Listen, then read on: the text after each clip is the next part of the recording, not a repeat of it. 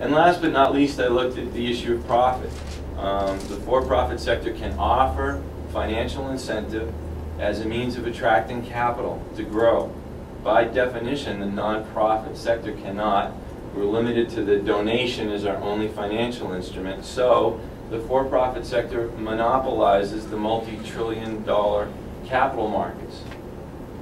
So if you put these 5 things together, no competitive compensation, no ability to do meaningful advertising the way the for-profit sector does, no ability to take risks to try and generate new revenue the way the for-profit sector can, no ability to function in the long term for generating revenue the way the for-profit sector can, and no financial incentive to attract capital, you've just put the nonprofit sector at the most unimaginably extreme disadvantage to the for-profit sector.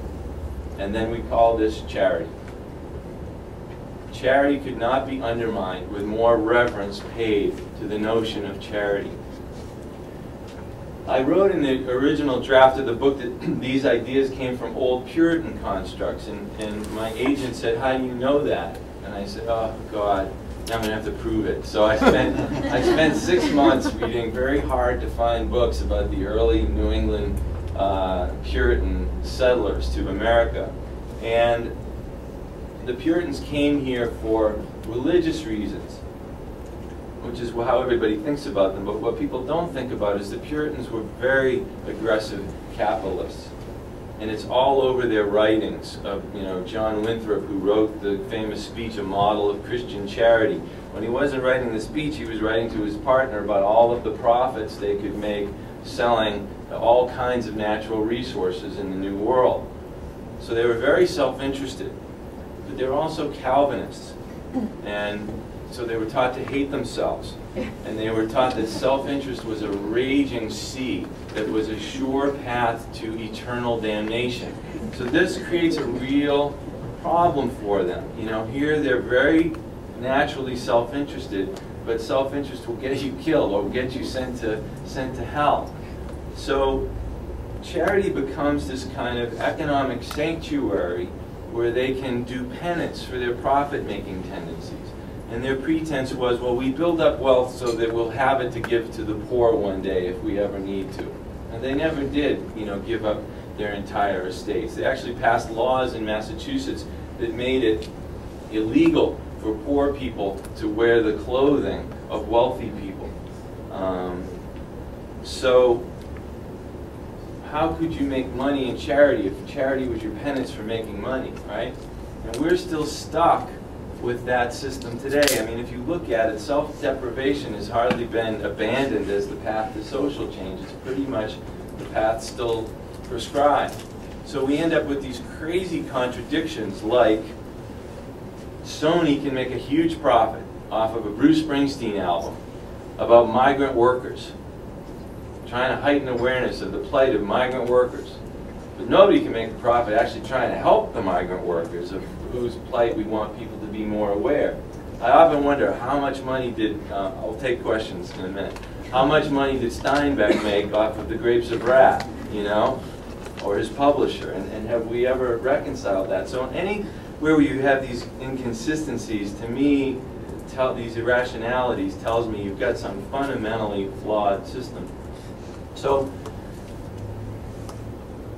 these ideas in this rule book are kept in place by this one very simplistic, very counterproductive question, which is what percentage of my donation goes to the cause versus overhead? Very tricky little question. It polices the whole of this stuff. And we want the money going to the cause to be very high, right? And we want the amount going to overhead to be very low. And there are 3 categories of problems with that question, and I'm very glad that there's someone here from the media, because this is where this education on the ridiculousness of this question really needs to begin. 3 problems. First is it makes people think that overhead is not part of the cause.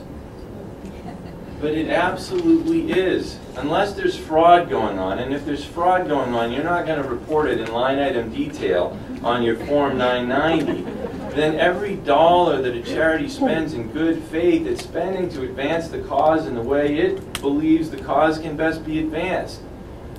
You know, the receptionist at Save the Children is called overhead, like, you know, she's terrible. She's trying to save the children as much as the guy is in Africa. Nobody's trying to hurt the children. Results aren't going to show up for 3 years down the road. There's going to be a big bump in overhead. Year 1, 2, 3, too expensive. Donors will be outraged. The organization doesn't do it. They say, let's go with someone much less expensive. Or maybe they want to embark on an advertising campaign that's going to produce huge revenues, they hope, 5 years down the road. But the expenses in year 1 and 2 and 3 are going to be huge. Donors will be outraged. They don't do it. Or maybe they want to invest in some expensive staff training to build organizational infrastructure, strength and retention.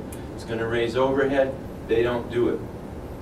So we're systematically training charities, forcing charities to obsess over keeping short-term overhead low instead of solving problems. When you learn to ride a motorcycle, they teach you if you don't want to hit something, don't look at it. You know? Now you remember the couple times I dropped the bike, I was looking at something, going, I'm going to hit that, I'm going to hit that, and you know, yeah, you are. But that's what's going on with charity. We're telling charities what we want is short-term overhead, low short-term overhead. And they're saying, okay, great, that's what we'll give you, or the appearance of it. That's what you want. If that's how we live or die, that's what you'll get. But you haven't said anything to us about solving problems, so we're not really going to focus on that.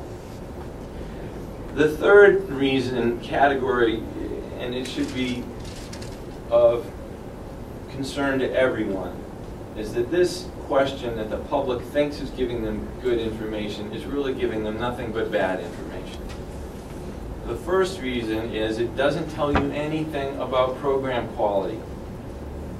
All right, so you know what percentage of your dollar went to the cause. What did it buy?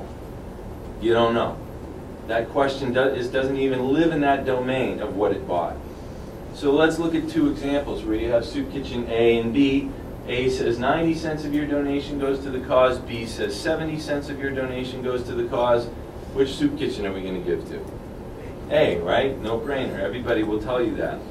But if you were to go and visit the Soup Kitchen, what if you found that Soup Kitchen A is a dilapidated facility that serves watered down broth and has a burnt out staff and sporadic hours, and Soup Kitchen B, on the other hand, has this state-of-the-art facility. They serve hearty, nutritious soup, they have great case management, and they're open around the clock.